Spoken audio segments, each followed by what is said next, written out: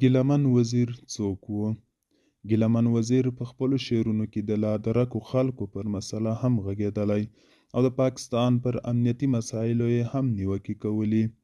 د شمالي وزیرستان د اسد خیلو اوسیدونکي ګیله-من وزیر چې اصلي نوم یې حضرت نعیم و، په اسلام آباد کې د څو کسانو لخوا په شویو برید کې تر سخت ژوبلېدو وروسته بېګا د اسلام آباد په یو روغتون کې ساه ورکړه. تر ژوبلېدو وروسته د پاکستان ملتپالو پښتنو سیاستوالو، هنرمندانو، شاعرانو او نورو شخصیتونو له ګیله-من وزیر سره خواخوږي وښودله او د عاملانو د محکمې غوښتنه یې وکړه.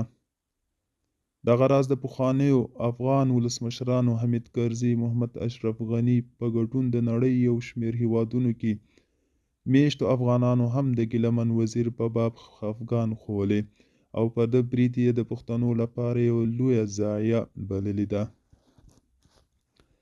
د پښتون ژغورنې غورځنګ مخکښ فعال او شاعر ګیله-من وزیر په ټولنیزو رسنیو کې د پاکستان د حکومت او پوځ پر امنیتي پالیسیو ښکاره نیوکې کولې.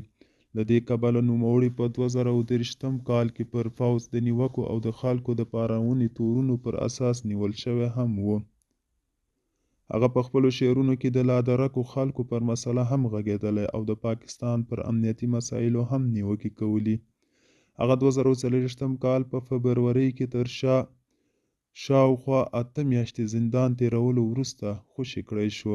د پښتون ژغورنې غورځنګ یا پي ټي ایم مخکښ غړي عالمزیب مسید د ازادي راډیو له مشال څانګې سره په خبرو کې وویل ګیله-من وزیر چې بحرین ته د مزدورۍ لپاره تللی و او له هغه ځایه یې غورځنګ ته مالي مرستې ورلېږلي، نو د ده په خبره په 2020 کال کې د پاکستان د حکومت په امر له هغه هیواده ویستل شو او نوم یې د پاکستان په ایگزیټ کنټرول لیست کې ورزیات شو.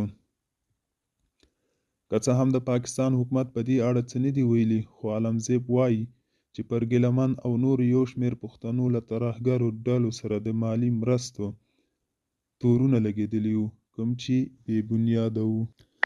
نوموړي وایي پاکستان دغه کار د دې لپاره وکړ چې د ناقانونه پیسو د څار نړیوال ادارې ته وښیي چې هیواد ته یې د ناقانونه پیسو د لیږد د مخنیوي لپاره ګامونه پورته کړي دي. دغه بې بنیاده تورونه وو چې له کبله یې د ګیله-من په ګډون ډیری کسان له بحرینه وویستل شول. د پي ټي ایم مخکښ غړي عالمزیب مسید وایي چې کله په 2020 کال کې ګیله-من وزیر له بحرینه په زوره پاکستان ته وشړل شو، نو نوموړي بیا هلته د غورځنګ په هلو ځلو کې برخه اخیستل پیل کړ.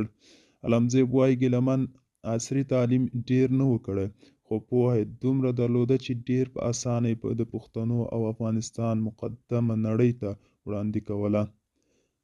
ګیله-من چې کله 2020 کال له پي ټي ایم سره په پاکستان دننه مبارزه پیل کړه، نو تر ټولو مخکې او په دې کې نه یوازې جیلونه تیر کړل، بلکې د امنیتي ادارو لخوا لادرکه کړل شو او له دومره ډیرو سختیو سره مخ شو چې نوموړي ورته دوزخ نوم ورکړ.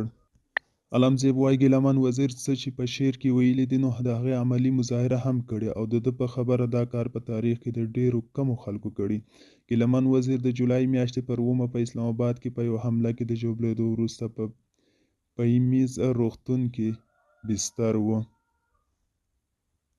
د پښتون ژغورنې غورځنګ مشر منظور تېره شپه په یوه وینا کې ویل ګیله-من وزیر د جولای پر 8 په هغه ښار کې چې آزاد خان داوړ په نامه یو تن له هغه سره 10 یا 12 نورو کسانو په لرګیو او چړو په سر وهلی و. داوړ په شمالي وزیرستان کې یو ځایي سیاستوال دی او په پلازمینه اسلام آباد کې د جایداد کاروبار لري. وروسته له دې چې د پښتون ژغورنې غورځنګ مشر منظور پښتین پر پولیسو د دې پیښې په تړاو د اقدام نه کولو په خاطر نیوکه وکړه، د اسلام آباد پولیسو ویل چې پر ګیله-من وزیر د برید دوسیه پرانیستې او پلټنې پیل کړي دي. د ګیله-من وزیر 5 بچي، 3 لوڼې او 2 زامن پاتې شول. د ده 2 ورونه او 6 خویندې دي. ورونه یې په بهرنیو هیوادونو کې مزدوري کوي، مور یې ژوندۍ خو پلار یې مړ دی.